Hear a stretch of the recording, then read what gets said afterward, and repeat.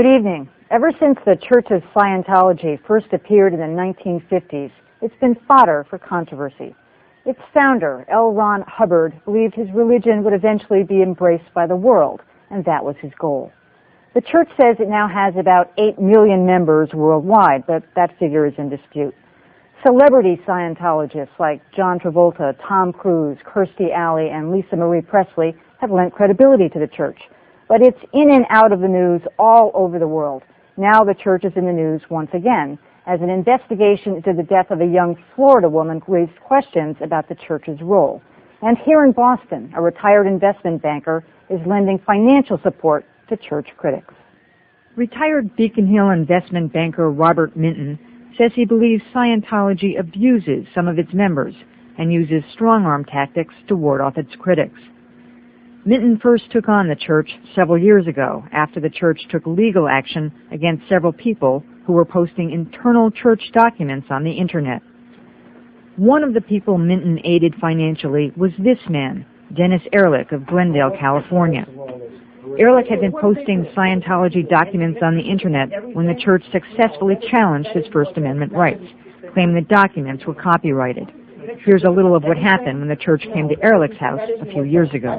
Just take the room. Just take the room. What is this? What is that?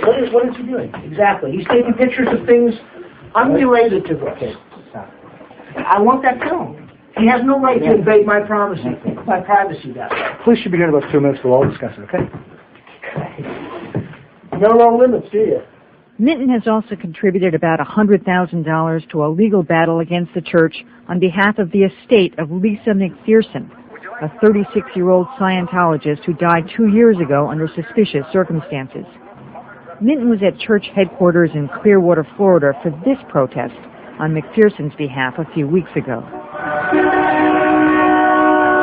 McPherson had been a church devotee for years, but according to her family, was thinking of leaving the church when she got involved in a minor car accident. EMTs examined her at the scene and said she was fine. But McPherson inexplicably stripped naked and started walking down the street. When she was taken in for psychological evaluation, a practice against church beliefs, church elders had her released from the hospital. 17 days later, McPherson was dead. The county medical examiner says she suffered severe dehydration. Joining me now is Robert Minton. How did you first get involved with this?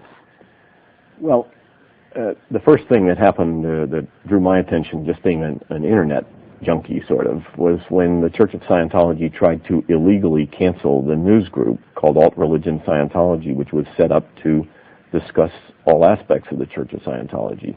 It became a haven for critics of the church. And was that something on the Internet? Yes, a news group on the Internet. And it became a haven for critics to discuss the church, and information, the free flow of information particularly, about the Church of Scientology has been one thing that they have tried for many years to suppress.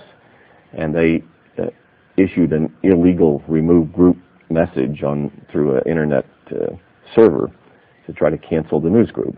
And this became, purely from a free speech standpoint, a battle cry for a lot of people on the Internet that what's going on here? Why are these people doing this? Which was quite different, though, from what Dennis Ehrlich was doing. He was actually, as I understand it, putting out top secret, private material that belonged to the church out on the Internet. That wasn't part of your... No. This was December 94. Ehrlich, this raid on his home occurred in February of 95.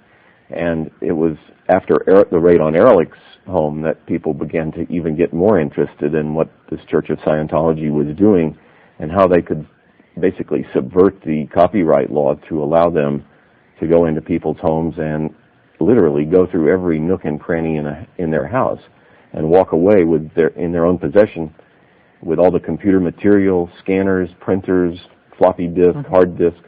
Well, they've been very successful legally through the years. They basically won the battle with the IRS as well. That's right. Well, they have a team of extremely well-paid lawyers who decided that copyright law could be used in a way that would be mainly an intelligence-gathering process for them. Once you had everything that Dennis Ehrlich, who is a major critic of theirs, and then subsequently Bob Penny in Colorado, and Arnie Lerma in Virginia, and Lawrence Wallersheim in Colorado also. These were people who were very, very high on their list of enemies.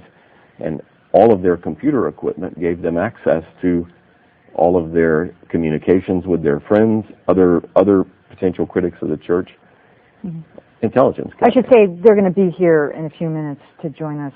They don't want to be right on the set with you, but the church will be joining us.